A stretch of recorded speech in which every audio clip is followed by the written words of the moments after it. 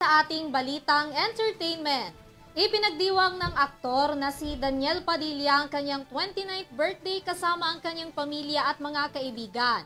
Kabilang na dyan ang ilang mga personalidad ng ABS-CBN na sina Carlos Katigbak at Mark Lopez. Nauna na rin itong ginanap ang kanyang kaarawan noong April 23 at 26. Yan at ang iba pang detalye sa balitang entertainment ihahatid sa atin ni Angelica Galvez.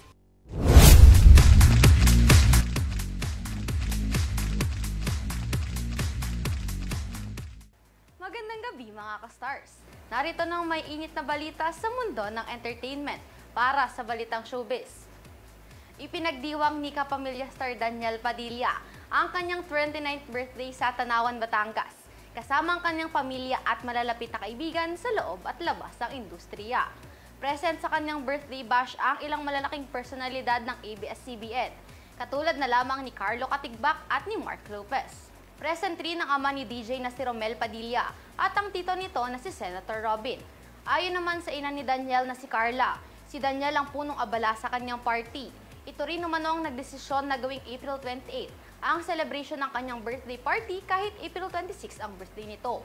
Nagpasalamat naman ang ama ni DJ sa poong may kapal dahil naging mabuting anak at kaibigan naman na ito.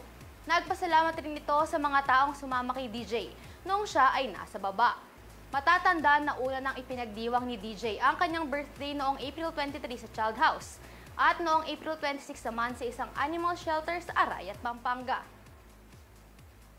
Samantala sa kaugnay na showbiz balita, trending naman online na ang isang video ng pagkanta ni DJ sa kanyang birthday party. Sa video makikita kung gaano kalalim ang emosyon nito sa pagkanta ng kumalat agad online. Kung sasabi ka ulan niya, pagkaling pa pinagsasamahan yung mukha siya, nalimot na. Kung sunod ka rawasan, at ngayon, putang ina may papilit ka lang ito! Mabilis na kumalat ang clip na ito sa iba't ibang social media platforms. At yan ang may init na balita sa mundo ng entertainment. Ako si Angelica Galvez. Balik sa iyo, Henry at Vanessa.